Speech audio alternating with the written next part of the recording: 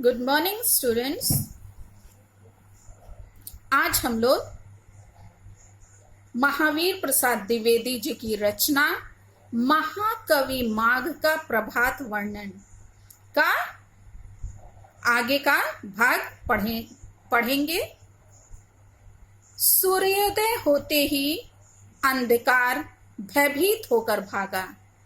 भागकर वह कहीं गुफाओं के भीतर और कहीं घरों के कोनों और कोठरियों के भीतर जा छिपा, मगर वहां भी उसका गुजारा ना हुआ। सूर्य यद्यपि बहुत दूर आकाश में था, तथापि उसके प्रबल तेज प्रताप ने छिपे हुए अंधकार को उन जगहों से भी निकाल बाहर किया। निकाला ही नहीं, अपितु उसका सर्वथा नाश भी कर दिया। बात यह है कि तेजस्वियों का कुछ स्वभाव ही ऐसा होता है कि वह निश्चित स्थान में रहकर भी वे अपने प्रताप की धाक से दूर स्थित शत्रुओं का भी नाश कर डालते हैं।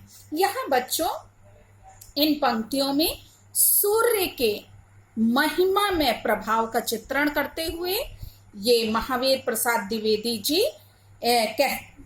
कहते हैं कि ये सूर्य की तुलना तेजस्वी व्यक्तियों से कर यहाँ पे उन्होंने किया है। और क्या कह रहे हैं कि सूर्य के उदय होते ही क्या हुआ, अंधकार जो चारों ओर छाया हुआ था वो क्या हो गया, नष्ट हो गया। और उस समय ऐसा प्रतीत होता है कि मानो सूर्य के प्रकाश को देखकर जो अंधकार है वो भयभीत होकर भागने लगा। मतलब जैसे ही सूर्य का उदय हुआ, जो अंधकार छाया हुआ था वो क्या हो गया, भाग गया। अच्छा, वो केवल आकाश से ही भागा नहीं, बल्कि कहां से भागा है, यहाँ पे लिखा है कोनों, घरों के कोनों कोठरियों के भीतर जा छिपा और कहीं गुफाओं के भीतर, वहां से भाग करके वो कहाँ गया, गुफाओं में जाके छिपा और घरों के कोनों में और कोठरियों में। लेकिन वहां भी वो छिप नहीं सका, क्योंकि सूर्य जो क्या है, आकाश में जब निकला तो उसने अपने प्रबल प्रताप से वो क्या किया, को गुफाओं से और घरों के कोनों व कोठरियों में से भी उसको क्या किया, नष्ट कर दिया। मतलब कि वहां भी वो छिपने नहीं पाए। यहाँ बताया जा रहा है कि जो प्रतापी पुरुष होते हैं, जो तेजस्वी व्यक्ति होते हैं, वो अपने शत्रुओं का नाश कैसे करते हैं, उनको केवल अपने आसपास के ही शत्रुओं का केवल नाश नहीं करते, बल्कि दूर स्थित जो शत्रु रहते हैं उनको भी वो क्या कर देते हैं, नष्ट कर देते हैं। मतलब कि वो शत्रु रूपी बुराइयों को भी खोज कर उन्हें परास्त वो कर डालते हैं, उनका सर्वनाश वो कर डालते हैं। इसका यहाँ बहुत सुंदर वर्णन ये महावीर प्रसाद द्विवेदी जी ने किया है। आगे देखिए, लिखा है सूर्य और चंद्रमा ये दोनों ही आकाश की दो आंखों के समान है। यहाँ पे मानवीकरण किया है। क्या किया है, महावीर प्रसाद द्विवेदी जी ने प्रातः काल का सुंदर वर्णन करते हुए सूर्य और चंद्रमा को क्या बताया कि वो आकाश की दो आंखों के समान है। जैसे आकाश में दो आंखों, एक सूर्य, एक आंख को सूर्य बताया और एक आंख को चंद्रमा बताया। उसमें से सहस्र किरणात्मक मूर्तिदार सूर्य ने ऊपर उठकर जब अशेष लोकों का अंधकार दूर कर दिया, मतलब कि सूर्य ने क्या किया, जितने भी जो बची कुची संसार में जितना भी अंधकार था उसको उसने क्या कर दिया, दूर कर दिया। तब वह खूब ही चमक उठा है, कांति से वो क्या हो गया, भर गया। उधर बेचारा चंद्रमा क्या हो गया, कांतिहीन हो जाने से बहुत ही धूमल हो गया। यहाँ क्या है, यहाँ बच्चों इसमें एक को क्या बताया है, कांतिमान बताया और एक को कांतिहीन बताया, निस्तेज बताया है।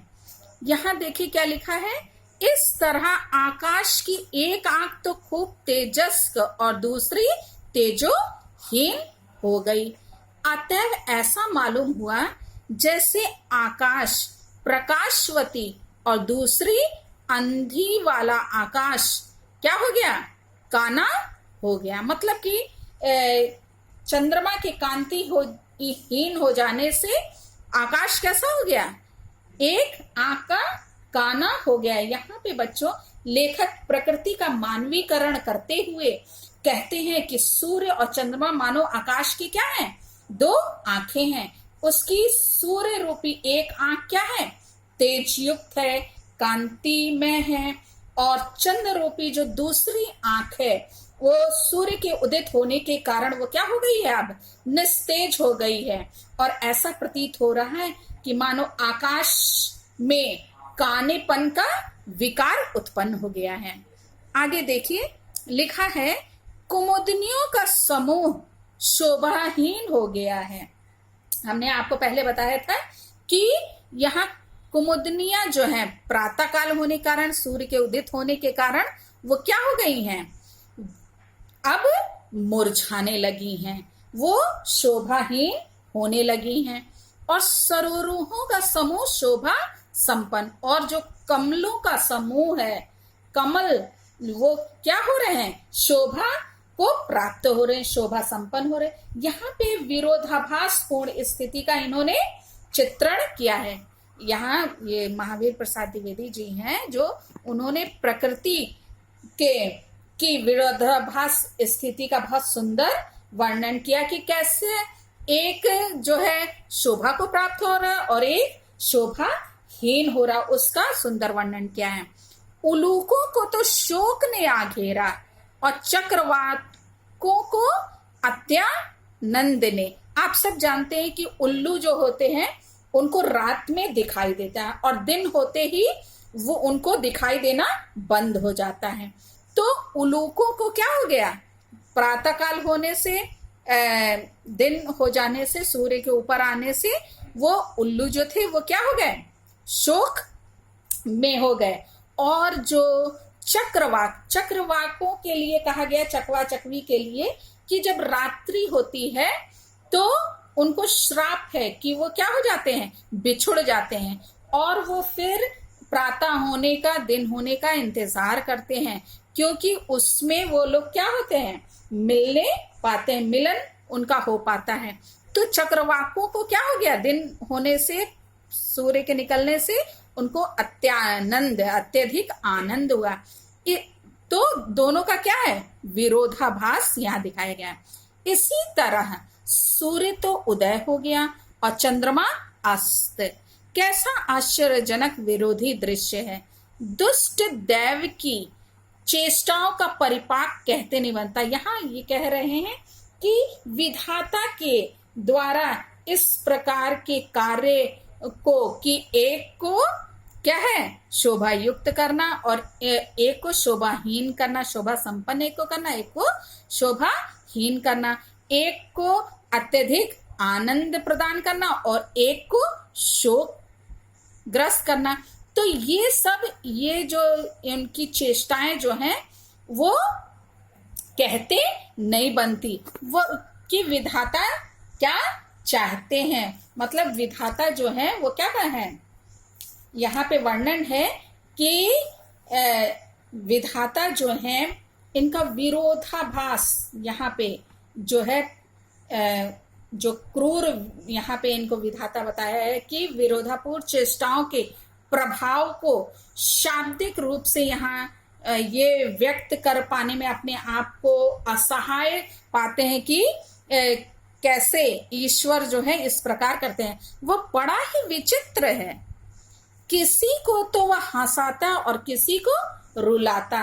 ये आगे क्या कह रहे हैं कि वो एक ही समय पे किसी को आनंद प्रदान करते हैं, वो प्रसन्न रहता है, वो हंसता है, और वो उसी समय किसी को वो क्या करते हैं, शोकमग्न यानी रुलाते हैं, माने रोने के वो विवश कर देते। मतलब ये विरोधाभाव वाली स्थिति वो समझ नहीं पा रहे, उसको शब्दों द्वारा वो व्यक्त नहीं कर पा रहे हैं। और वो बताना चाह रहे हैं कि ईश्वर की लीला क्या है, अत्यंत विचित्र है। सूर्य को आप दिग्वधुओं का पति समझ लीजिए। यहाँ पे सूर्य के द्वारा ही समस्त दिशाएं क्या होती हैं, कांतिमय होती हैं, वो प्रकाशित होती हैं, और इसलिए यहाँ पे दिग्वधुओं यानी दिशाओं रूपी स्त्रियों को, स्त्रियों का पति किसको बताया है, यहाँ सूर्य को कहा है कि समझ लीजिए। और यह भी समझ लीजिए कि पिछली रात वह कहीं और किसी जगह अर्थात विदेश चला गया था। रात्रि के समय ये सूर्य जो है चूंकि दिखाई नहीं देता, तो इसलिए वो यहाँ पे जो लेखक है वो क्या कह रहे हैं कि समझ लीजिए कि वो कहाँ चला गया, प्रवास के लिए चला गया। मौका पाकर इसी बीच उसकी जगह पर चंद्रमा आ विराजा।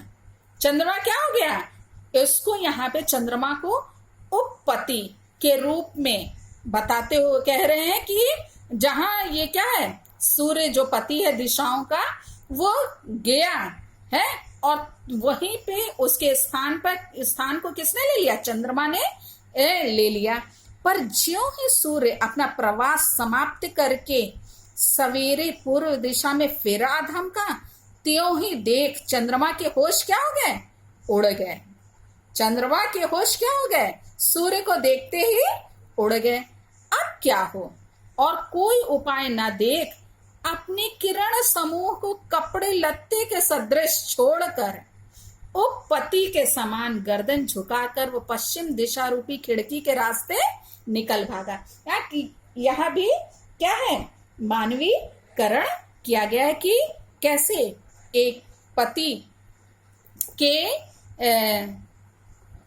जब चला जाता है और स्त्री के पास क्या है, दूसरा पति आता है, और फिर पहला जो उसका पति है वो उसके आने पर कैसे जो दूसरा व्यक्ति है वो कैसे सिर झुका करके और जो है अपने कपड़े लत्ते को छोड़ करके भाग जाता है, उसका यहाँ पे ये सूर्य और चंद्रमा के माध्यम से यहाँ पे समझाने का इन्होंने प्रयास किया और बताया है कि किस प्रकार से जो अच्छाई की अनुपस्थिति में ही बुराई क्या करती है, अपने पैर को पसारने का कार्य करती है, अपने पैर को फैलाने का कार्य करती है। और जब क्या होती है, अच्छाई पुनः आती है, तो जितनी भी बुराई है, जो अंधकार में अज्ञानता है, वो क्या होती है, ज्ञान के आने से वो सब क्या हो जाती है, दूर हो जाती। उसका बहुत सुंदर यहाँ पे इन्होंने वर्णन किया है।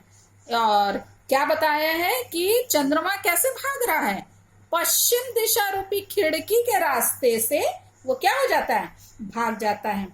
तो यहाँ पे बच्चों इन्होंने बताने का प्रयास किया है कि जो तेजस्वी होते हैं, जो पराक्रमी एवं महान प्रतापी जो व्यक्ति होते हैं, उनका उदय अथवा आगमन होता है, तो जो अयोग्य और जो कायर और दुराचारी और जो धूर्त व्यक्ति होते हैं, वो या तो क्या होते हैं, स्वयं भागकर कहीं छिप जाते हैं, अथवा वो क्या करते हैं, पराक्रमी व्यक्तियों के प्रताप से उनका क्षण भर में ही क्या हो जाता, अंत हो जाता है। मतलब वो उनके सामने टिक नहीं पाते। इसका इन्होंने वर्णन किया है कि सारे संसार को उनकी वास्तविकता का क्या हो जाता है, ज्ञान हो जाता है।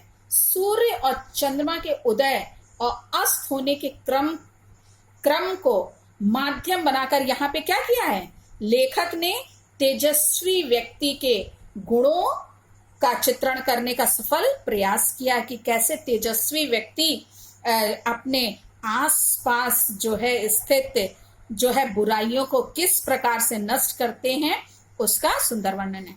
आगे देखिए, महामहिम भगवान मधुसूदन।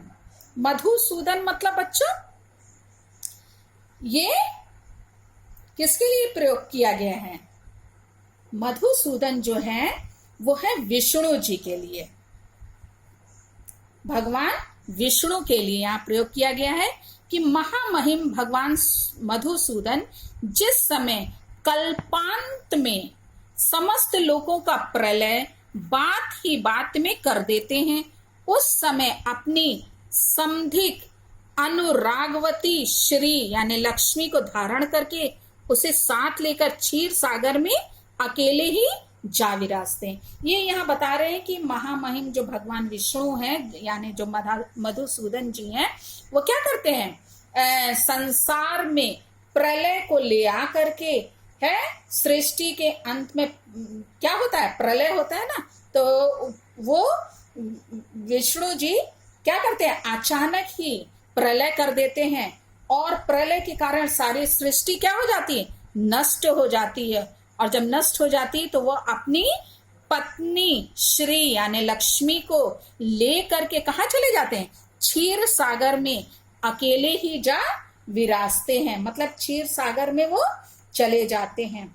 और लिखा है दिन चढ़ा आने पर महिमा में भगवान भास्कर भी, जब दिन निकल आता है, दिन चढ़ आता है, तो क्या होता है, भगवान भास्कर यानी सूर्य भी उसी तरह एक क्षण में सारी तारा लोक का संहार करके, मतलब कि अंधकार का तो वो नाश करते ही हैं और ये तारा गणों का भी नाश करके, उनका भी संहार करके, उन्हें भी पराजित करके वो अपनी अतिशायनी श्री यानी शोभा के सहित क्षीर सागर ही के समान आकाश में देखिए। मतलब यहाँ पे ये बताया जा रहा है कि वो किस में चले गए, क्षीर सागर में विष्णु चले गए।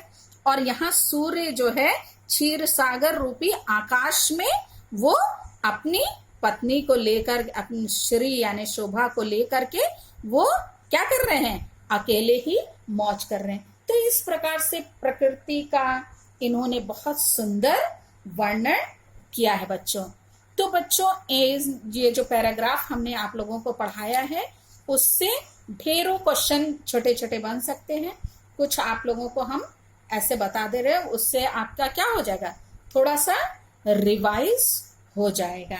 तो यहाँ पे है फर्स्ट पैराग्राफ में जैसे है कि अंधकार का कहाँ गुजारा नहीं हुआ, तो अंधकार का कहाँ नहीं गुजारा हुआ था, लिखा है घरों के कोनों और कोठरियों के भीतर वो जाकर छिपा, कहीं गुफाओं के भीतर, यानी कि अंधकार का गुजारा जो है घरों के कोनों और कोठरियों में भी नहीं हुआ। फिर आगे है, आप एक और क्वेश्चन इसमें बन सकता है कि सूर्य की तुलना जो है किससे की गई है, तो सूर्य की तुलना यहाँ पे तेजस्वी व्यक्तियों से की गई है कि जैसे सूर्य अपने प्रताप से बुराई का नाश करता है, अंधकार का नाश करता है, वैसे ही तेजस्वी व्यक्ति जो होते हैं वो क्या करते हैं, अपने शत्रु का सर्वनाश करते हैं।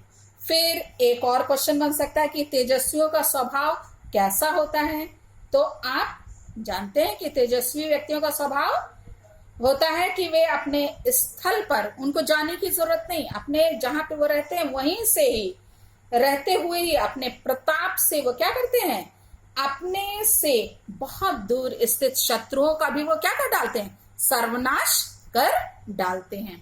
फिर आगे पैराग्राफ में बच्चों क्वेश्चन बन सकता है कि आकाश की दो आंखें कौन कौन सी हैं, तो आप बता सकते हैं सूर्य और चंद्रमा यहाँ पे बताया गया है। फिर अशेष शब्द का पर्यायवाची लिखिए, है ऐसे भी क्वेश्चन बन सकता है। तो अशेष शब्द का पर्याय क्या होता है, समस्त या संपूर्ण होता है। फिर क्वेश्चन बन सकता है कि आकाश काना कैसे हो गया, तो चंद्रमा के कांतिहीन हो जाने के कारण क्या हो गया, जिस व्यक्ति की एक आंख खराब होती है उसको ही ना काना कहा जाता है। तो यहाँ सूर्य और चंद्रमा आकाश के क्या है, दो आंखें हैं, और सूर्य के चमकने पर क्या होता है, चंद्रमा जो है तेजहीन हो जाता है। इस प्रकार जो चंद्रमा रूपी जो आंख है वो क्या हो गया, प्रकाशहीन होने के कारण आकाश क्या हो गया, काना हो गया। और फिर अगले पैराग्राफ में बच्चों क्वेश्चन बन सकता है कि सूर्य का उदित होना और चंद्रमा का अस्त होना किसके लिए दुखद सिद्ध हो रहा है? तो आपने देखा उल्लुओं के लिए और चक्रवाकों, यहाँ पे लिखा है किसके लिए दुखित है? तो उल्लुओं के लिए वो क्या हो रहा है? दुख का कारण हो रहा है सूर्य का उदित होना। और चंद्रमा का उदित होना किसके लिए? यहाँ पे है चक्रवाकों को अत्यानंद आनंद। हाँ, चक्रवाकों को क्या हो रहा है? आनंद हो रहा है, और उल्लुओं के लिए और कुमुदनियों के लिए दुखदाई है। हाँ, इसका सूर्य का उदित होना, चंद्रमा का अस्त होना जो है कुमुदनियों और उल्लुओं के लिए दुखदाई सिद्ध हो रहा है। फिर एक और क्वेश्चन आप बना सकते हैं इसमें कि सूर्य के उदित होने पर कौन हर्ष विभोर हो रहा है, कौन प्रसन्न हो रहा है? तो चक्रवाक है, यानी चकवा और चकवी प्रसन्न हो रहे हैं। और कौन प्रसन्न होता है? कमल, क्योंकि वो क्या होते हैं? सूर्य के उदित होने पर ही वो विकसित होते हैं, खिलते हैं। फिर बच्चों नेक्स्ट पैराग्राफ में क्वेश्चन बन सकता है कि चंद्रमा के होश क्यों उड़ गए? क्योंकि सूर्य क्या हो गया है? रात्रि में वो सूर्य क्या हो गया था? दिखाई नहीं दे रहा था ना, वो दिशाओं रूपी प्रातःकालीन जो दिशा रूपणी जो स्त्री है उससे ओझल हो गया था। तो वो क्या हो गया है? यहाँ पे सूर्य के आने के कारण जो है चंद्रमा के होश उड़ गए, क्योंकि वो उसकी अनुपस्थिति में वहां पे क्या हो गया था? आ गया था। और तो ये क्वेश्चन बन सकता है। फिर चंद्रमा को अपने बचाव के लिए क्या करना पड़ा? तो उसने क्या किया?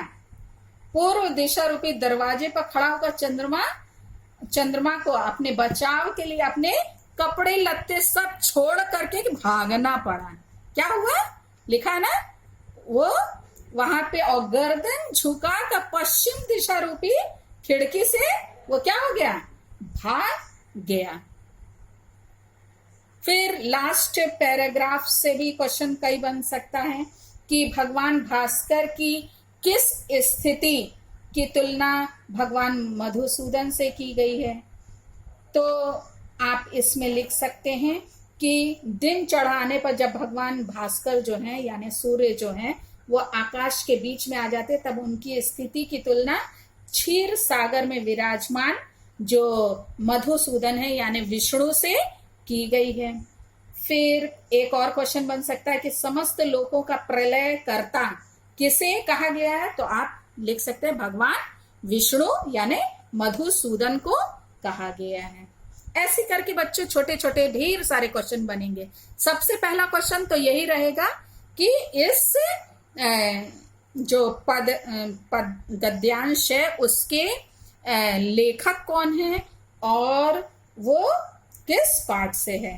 तो गद्यांश के पाठ और लेखक का नाम। तो आप बच्चों इसको तो 100% रट लीजिएगा कि पाठ का नाम है महाकवि माँ का प्रभात वर्णन और राइटर है आचार्य महावीर प्रसाद द्विवेदी जी। स्पेलिंग के साथ बच्चों लर्न कर लीजिएगा।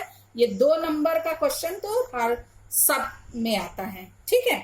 और फिर उसके बाद रेखांकित अंश की व्याख्या करने के लिए आता है। इसी पैराग्राफ में से कोई एक लाइन या 2 लाइन रेखांकित की रहेगी, अंडरलाइन की रहेगी, फिर उसकी आपको व्याख्या करनी पड़ेगी। तो बच्चों जैसे हमने आपको व्याख्या समझाया वैसे ही आप इनकी व्याख्या कर लीजिएगा। तो इस प्रकार से ये बच्चों चैप्टर कंप्लीट होता है। इसको चैप्टर की रीडिंग जरूर कीजिएगा और लेक्चर को ध्यान से सुनिएगा, ठीक है। Thank you.